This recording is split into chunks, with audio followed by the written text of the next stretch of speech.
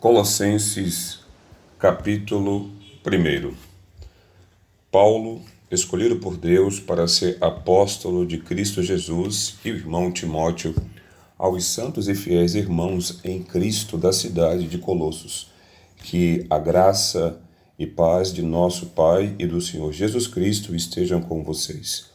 Todas as vezes que oramos por vocês, sempre damos graças a Deus, o Pai de nosso Senhor Jesus Cristo, pois temos ouvido falar da fé que vocês têm em Cristo Jesus e do amor para com o seu povo, e que vocês estão aguardando com ansiedade as alegrias do céu, e têm estado sempre assim desde que o Evangelho lhes foi anunciado a primeira vez.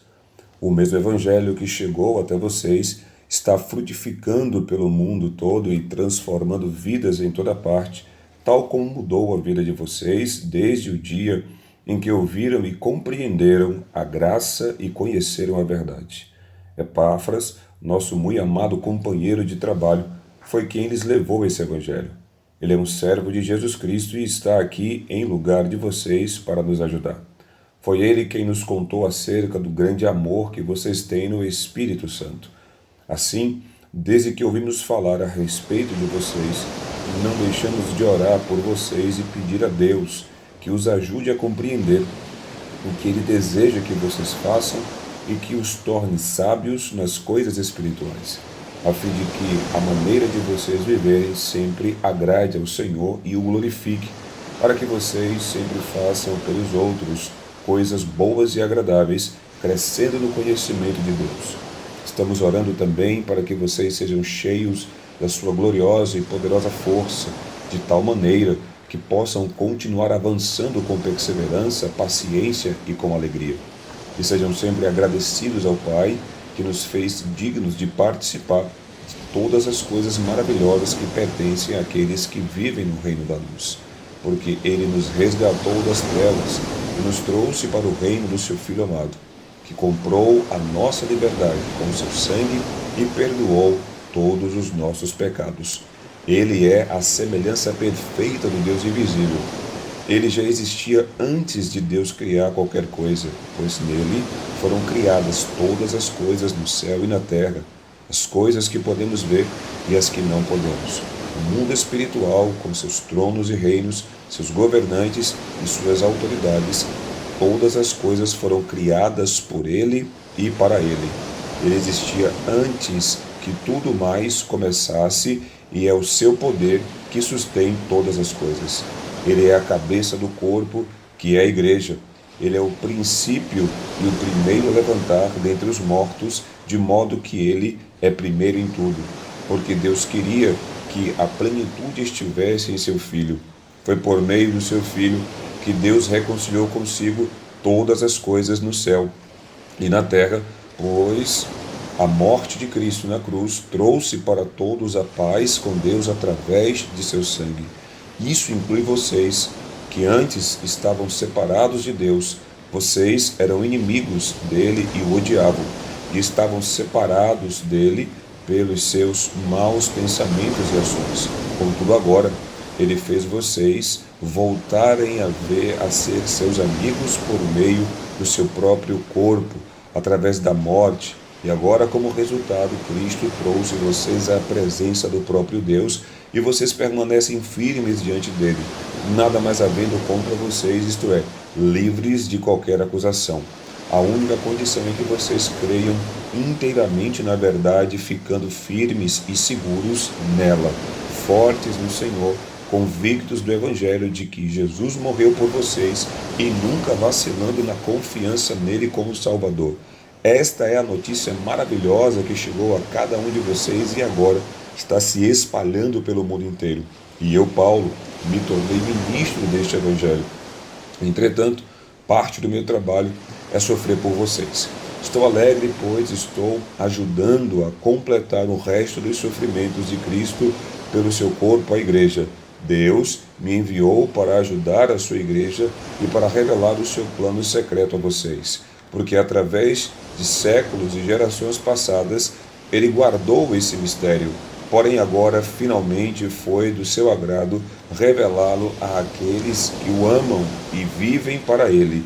E as riquezas e a glória do seu plano são também para vocês, os gentios. E este é o mistério: Cristo no coração de vocês é a esperança da glória. E assim, aonde quer que vamos, falamos de Cristo a todos quantos ouvirem, admoestando-os e ensinando-os com toda a sabedoria. Queremos ser capazes de apresentar a Deus cada um deles aperfeiçoado por causa daquilo que Cristo fez em favor de cada um deles. Esta é a minha obra para a qual eu me esforço, lutando conforme a sua força que atua poderosamente em mim. Capítulo 2. Eu gostaria que vocês pudessem saber quanto tenho lutado em oração por vocês e pela igreja de Laodiceia e por muitos outros que nunca me conheceram pessoalmente. Eis o que eu tenho pedido a Deus para vocês: que sejam encorajados e unidos por fortes laços de amor e que tenham a preciosa experiência de conhecerem a Cristo com real convicção e clara compreensão, porque o plano misterioso de Deus, agora finalmente revelado, é o próprio Cristo. Nele estão escondidos todos os tesouros da sabedoria e do conhecimento.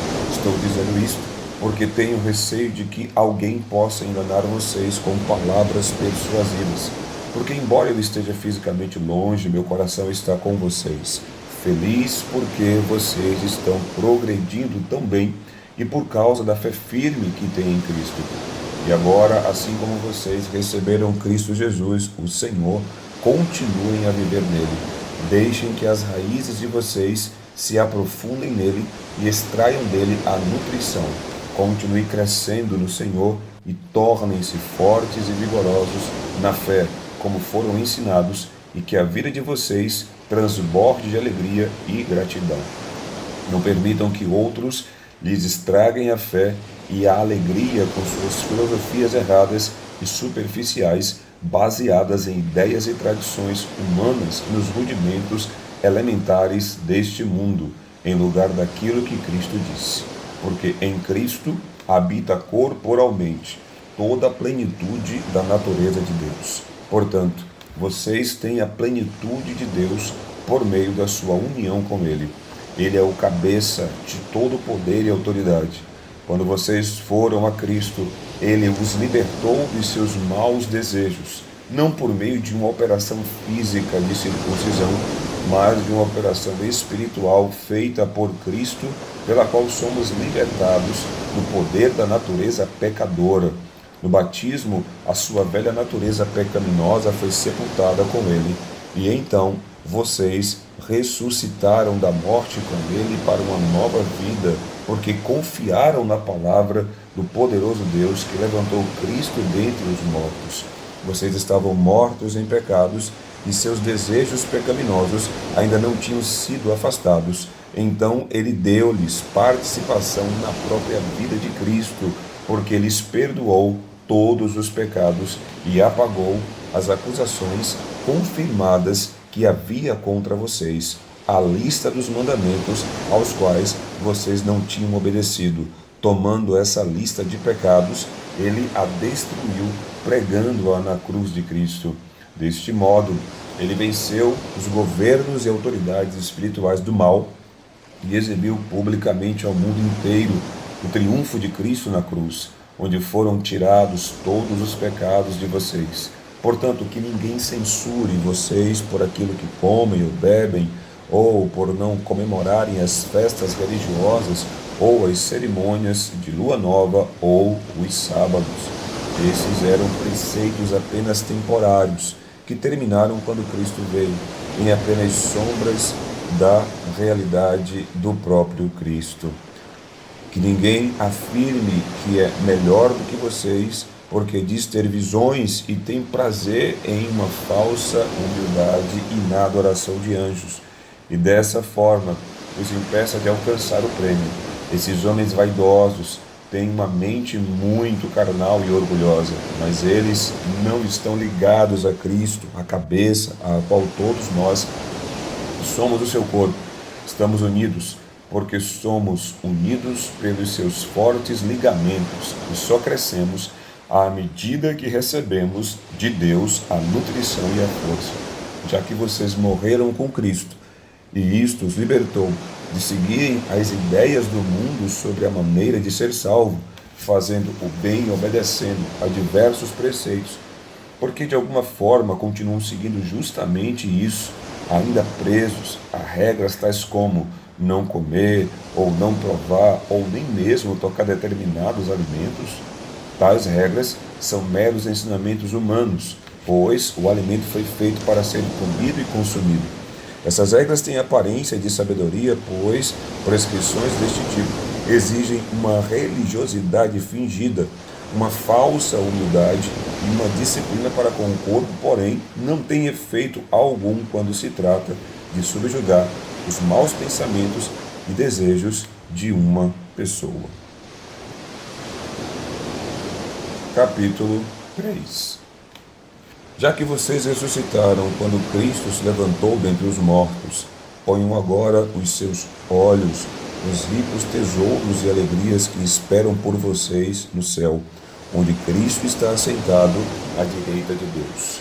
Que as coisas do alto ocupem os pensamentos de vocês e não as coisas daqui de baixo, porque vocês já morreram e agora a sua vida está escondida em Cristo e em Deus.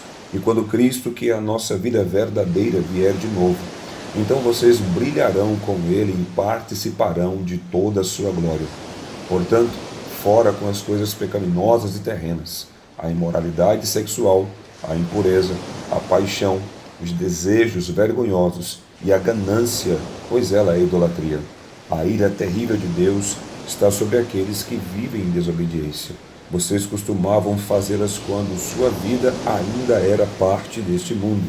Entretanto, agora é momento de arrancar e lançar fora todas estas coisas: ira, ódio, maldade, blasfêmia e palavras obscenas.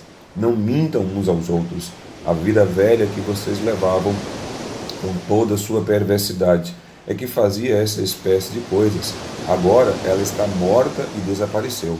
Vocês estão vivendo uma espécie de vida totalmente nova, que consiste em estar continuamente aprendendo cada vez mais o que é correto e procurando constantemente ser cada vez mais semelhantes a Cristo, que criou essa vida nova no íntimo de vocês.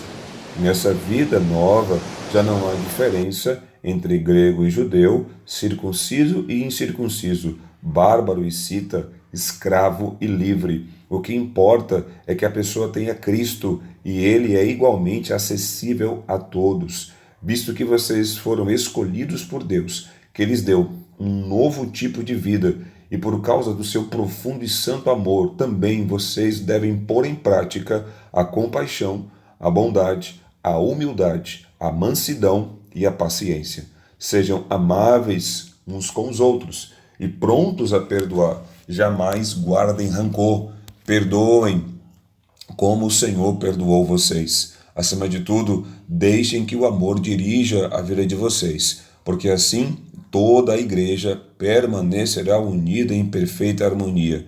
Que a paz de Cristo esteja sempre presente no coração e vida de vocês. Por isso, é a responsabilidade e o privilégio que vocês têm como membros do seu corpo, e sejam sempre agradecidos. Lembrem-se do que Cristo ensinou e que as suas palavras enriqueçam a vida de vocês e os tornem sábios. Aconselhem e ensinem essas palavras uns aos outros com toda a sabedoria e cantem salmos, hinos e cânticos espirituais, cantando a Deus com corações agradecidos.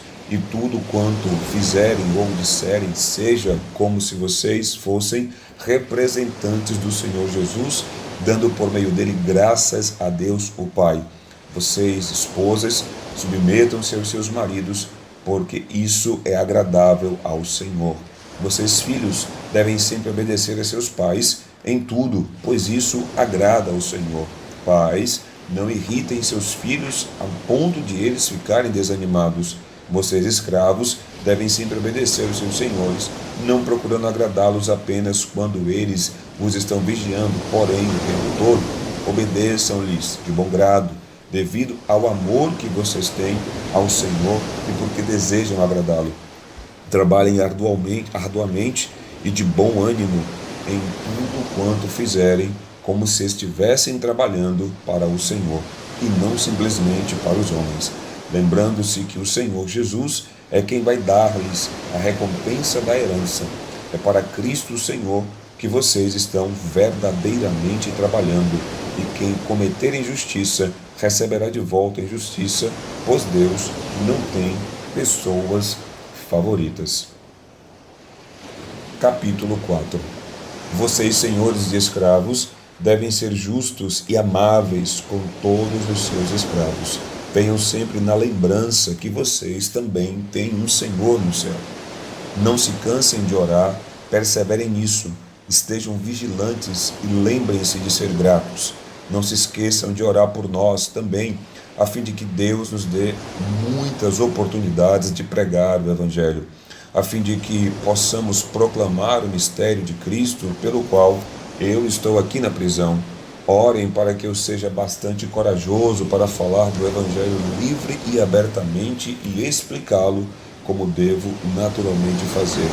Aproveitem o máximo as suas oportunidades para cantar o Evangelho aos de fora. Sejam sábios em todos os seus contatos com eles. Tenham uma conversa agradável, temperada com sal, pois assim vocês terão a resposta certa para cada um. Tíquico, nosso irmão muito amado, lhes contará como estou passando.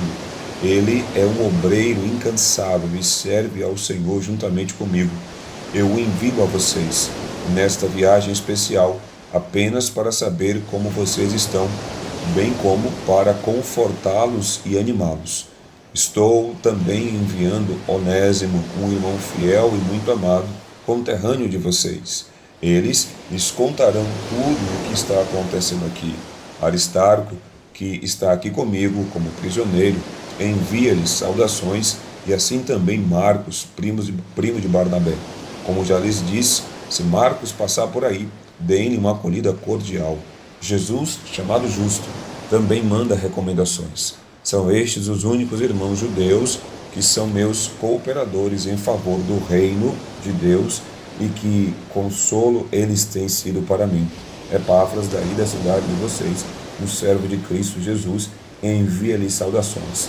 Ele está sempre orando fervorosamente por vocês, pedindo que Deus os faça fortes e amadurecidos e os ajude a conhecer a sua vontade em tudo quanto fizerem. Posso assegurar-lhes que ele tem trabalhado incansavelmente por vocês e também pelos cristãos de Laodiceia e de Hierápolis. Lucas, o médico amado, manda-lhes recomendações, assim como Demas. Deem minhas saudações aos irmãos de Laodiceia e a Ninfa, bem como a igreja que se reúne na sua casa. A propósito, depois de lerem esta carta, vocês poderiam passá-la adiante para a igreja de Laodiceia? E leiam também a carta de Laodiceia. Digam a Arquipo, não deixe de fazer tudo quanto o Senhor lhe mandou fazer. Deixo aqui de próprio punho minha saudação. Lembre-se de mim aqui na prisão, que a graça esteja com vocês.